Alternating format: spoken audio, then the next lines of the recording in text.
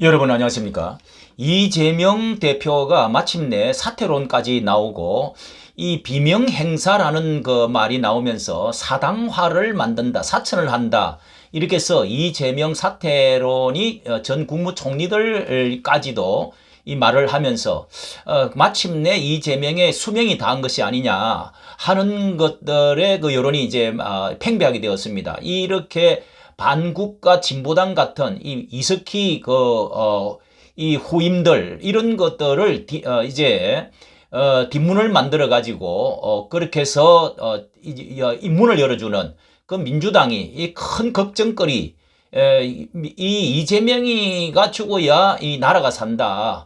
또 그 민주당이 산다. 이렇게 이제 말을 하는 사람들이 참 많아졌습니다. 이번에 이것이 심각한 문제가 되는 것은 이재명 사태론 번진 공천 파동에 많은 문제가 드러나고 있습니다. 국회 전 총리나 국회의장도 지금 비판을 하고 있는데요. 비명행사 이런 말이 나오면서 공천 파동에 휘말린 더불어민주당 21일 날에 이재명 대표 사퇴 요구까지 나왔는데요. 비명계를 이원 평가 하위 20%로 몰아서 쫓아내고 사당화를 완성하려는 것이 이제 드러난 것이죠. 이렇게 의원들은 물론 민주당 출신 전 국회의장, 총리, 원로들도 이런 우려를 직접적으로 지금 표현을 하고 있습니다. 예, 민주당의 여기 정세균, 김부겸 총리, 전 총리들 그리고 박영순 의원, 그리고 송갑석 의원 일부러 총선 패배하려 하지 않는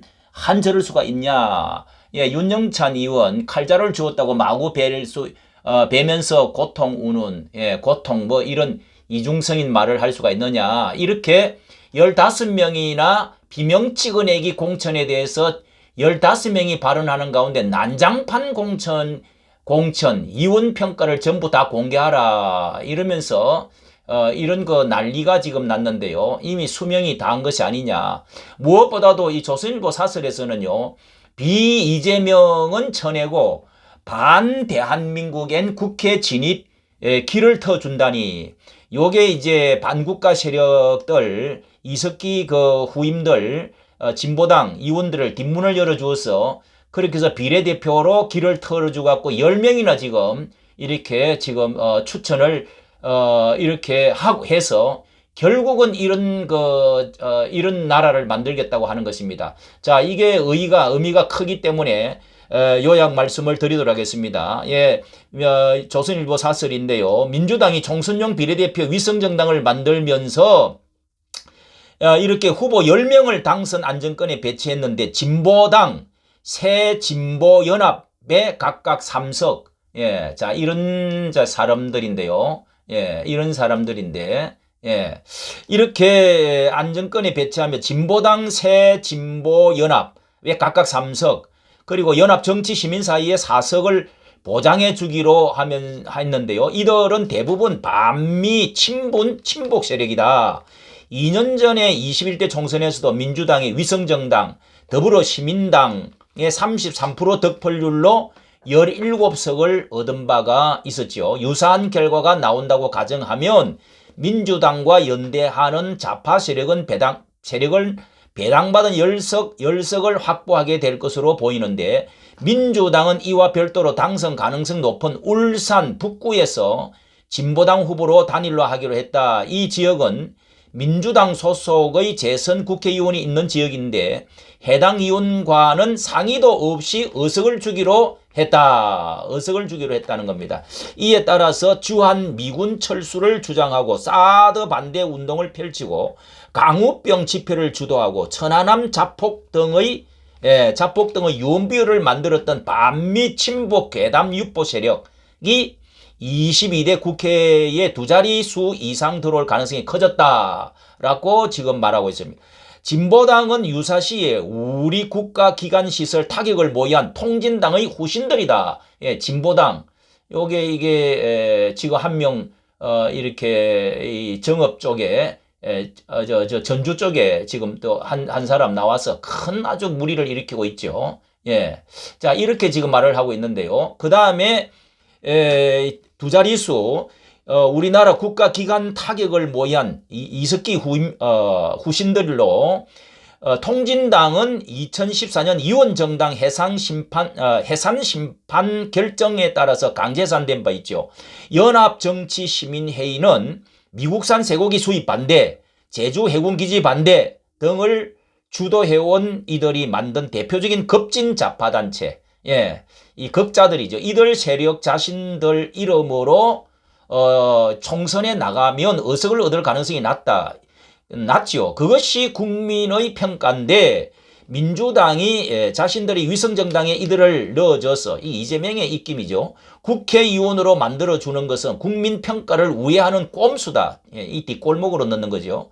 민주당은 세계 세력이 추천한 비례대표들을 아무런 검증 없이 수용하겠다는 입장이다. 대한민국 국채를 부정하고 국기를 흔드는 이들이 국회의원이 될 수 있는 길을 열어주는 것이다. 21대 국회에서 위성정당으로 국회에 들어와 논란을 일으킨 최강욱, 윤미향, 김의겸, 이 사람들이 다 위성정당으로 들어온 그때 비례대표로 들어온 사람들. 이 인물들이 이보다 더한 국회의원 배지를 달고 나라를 대표하게 된다. 국민들이 이러한 이유는 이들 반미 친북 세력을 지지하는 소수 유권자들의 표가 수도권 밖의 성부에 도움이 된다고 보기 때문에 그들 극자 좌파 이런 이제 반미 반국가 세력 이런 사람들의 표가 도움이 된다고 본다고 하는 겁니다. 아무리 그렇다고 해서는 안 될 일이 있다. 그런 한편으로 민주당 공천은 이재명 대표에게 비판적인 인물들은 마구 쳐내고 있다. 같은 당 출신의 정세균 이 난장판을 만들고 정세균 이런 분들도 지금 이래서는 안 된다고 하고 있죠. 김부겸 전 국무총리가 민주적 원칙과 객관성에 훼손되고 있다고 할 정도다. 당대표에 절대 충성 않는다는 이유로 현역 의원들을 무더기로 쳐내면서 대한민국을 위협하는 세력에는 10석의 의석을 헌납하겠다는 정당이 지금까지 국회를 장악하고 국정을 지락펴락해왔다.